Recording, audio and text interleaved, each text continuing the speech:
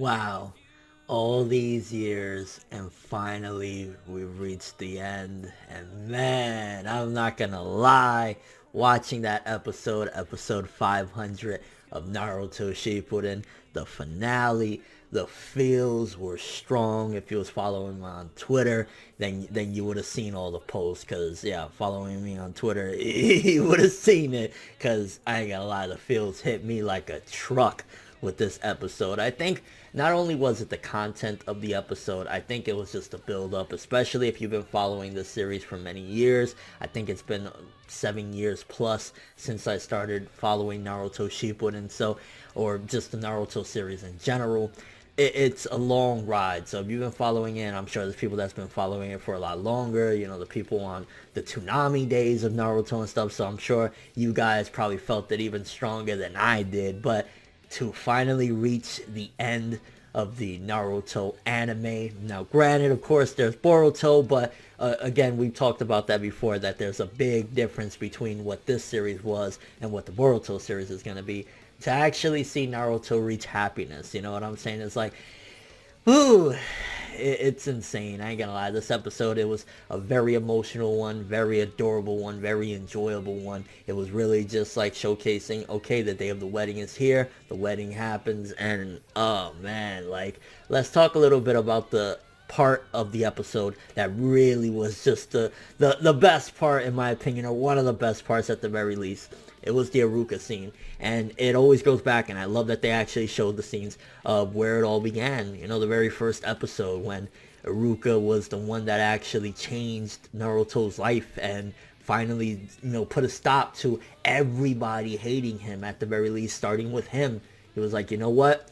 You've been through the same things I've been through, you know, and even having the little dialogue of the third Hokage, that was just like, it hit the nail on the head of just how to really put this all together, you know, in a really beautiful way, because Aruka, yo, and then when Naruto asked him that, it was interesting because at first Naruto was like, yeah, you know, I want to enjoy my last day single, and of course Naruto was playing it off, and then when Aruka was like going crazy, like, I shouldn't have even been thinking about how to prepare this message for your wedding, screw this, and he started dragging Naruto away, then Naruto was like, yo, I got a request. Like, that part, just asking him to be his father at the ceremony, because obviously Minato's dead, and he don't really got nobody like that could, you know, fit in that role.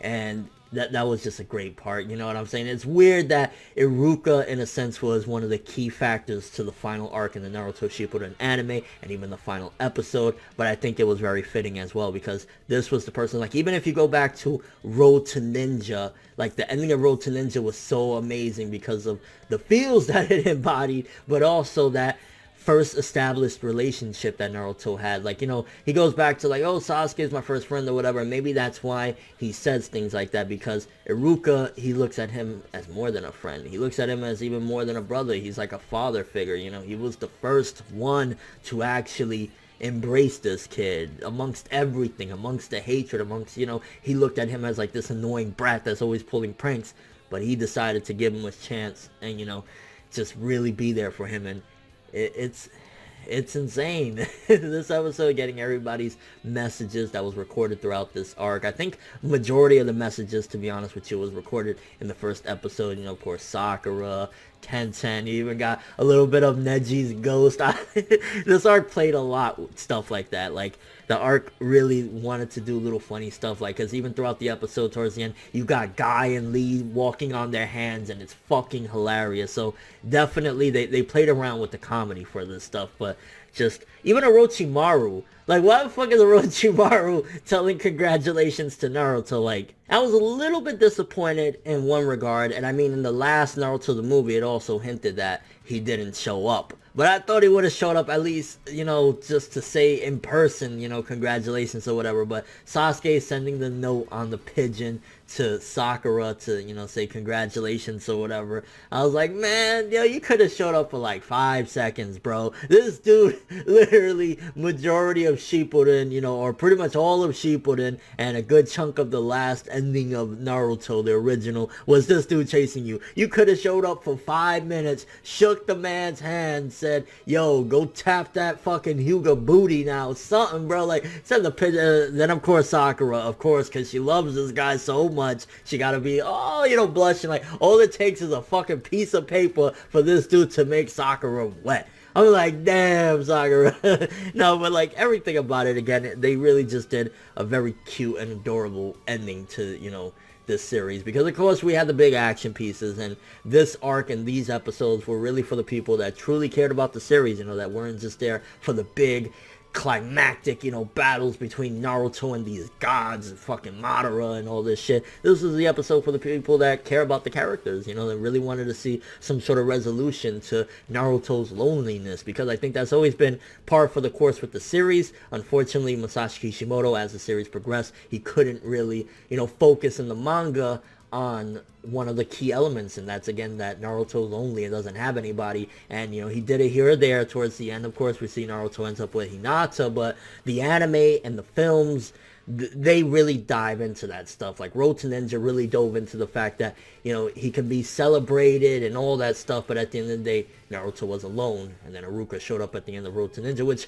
Road to Ninja is not really canon, but nevertheless, again, this is the anime focusing on things that really mattered. And then actually seeing the wedding, you know, well, we got just up until the point where they're about to walk down the aisle, I believe, and seeing Hinata looking amazing in that kimono and stuff, and Naruto, and just seeing him really serious, and at that point, like, you know, he's ready for the next chapter of his life. It's crazy, yo. Like, I can't believe it. Naruto Shippuden is really fucking over. You know, we never thought we'd see this day. And again, because at the end of the episode, they had a little, you know, the trailer for BORUTO, which we talked about already. It was basically the same trailer with a little piece of footage at the end of seeing Naruto passing the bandana, you know, passing the ninja headband to BORUTO to, you know, okay, it's your turn now. And I thought that was a really nice touch. I was a little bit disappointed as well that they didn't do chapter 700, but it makes sense. If we're doing BORUTO, they're gonna probably start off BORUTO with chapter 700, and I guess that also gives a lot of people that don't want to give BORUTO a chance an incentive to actually, at the very least, check out the first episode of BORUTO. Like, hey, you want to see chapter 700 animated?